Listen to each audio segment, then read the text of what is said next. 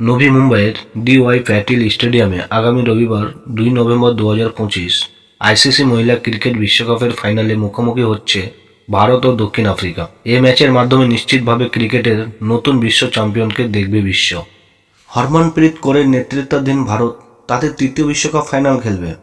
সেমিফাইনালে record run তাড়া করে চ্যাম্পিয়ন অস্ট্রেলিয়াকে হারিয়েছেন ভারত।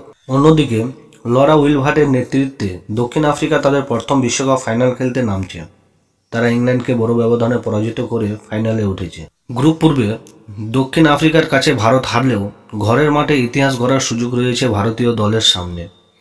অধিনায়ক হরমনপ্রীত ফাইনালের আগে জানিয়েছেন যে তারা হারের যন্ত্রণা জানেন এবং এবার জিতার অনুভূতিটা নিতে চান। চলুন আমরা একটু জেনে নিই পূর্বাভাস নিয়ে। 2 তারিখে যদি বৃষ্টি হয় তাহলে 3 তারিখে রিজার্ভ ডে বা অতিরিক্ত দিন করা হয়েছে এবং সেই দিনেও যদি বৃষ্টি হয় তাহলে 2 দলকে যুগ্ম তালিকা হিসাবে তাদের বিজয়ী করা হবে।